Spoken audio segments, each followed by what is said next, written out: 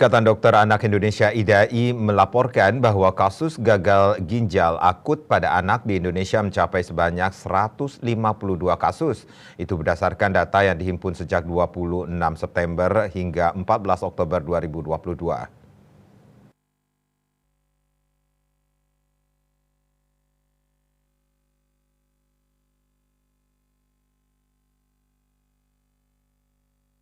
Untuk di Bali, seperti diungkapkan Ketua Pengurus Pusat IDAI Piprim Basarah Yanuarso, terdapat 15 kasus. Piprim menuturkan seluruh pengurus IDAI terus berupaya mengumpulkan data dan melakukan pelacakan kasus terkait adanya penyakit gagal ginjal akut pada anak.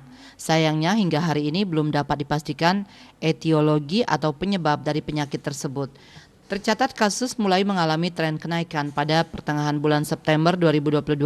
Pada bulan Agustus 2022, kasus yang dilaporkan ada 36 kasus, namun pada September naik menjadi 76 kasus. Sedangkan di bulan Oktober, tren penemuan kasus turun menjadi 21 kasus.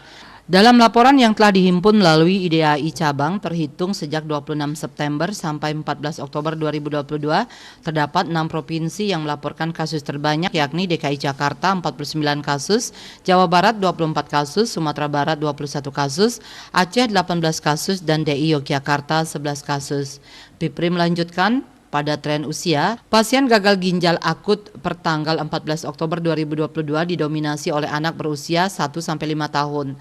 Sedangkan untuk profil klinisnya sebanyak 44,1% pasien pada gejala prodromal atau sebelum kejadian mengalami infeksi saluran cerna, diikuti dengan 18,4% menderita gangguan saluran pernapasan atas (ISPA) serta 30,3% mengalami demam. Piprim juga membeberkan sebanyak 82,9% pasien telah mendapatkan perawatan rujukan dan 17,1% belum dirujuk ke rumah sakit.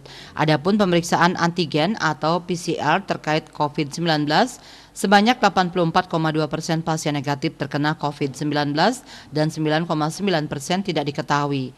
Selain itu, himpunan data terkait antibodi COVID-19 menunjukkan 38,8% pasien dinyatakan positif, 31,6% lainnya negatif, dan 29,6%-nya tidak diperiksa.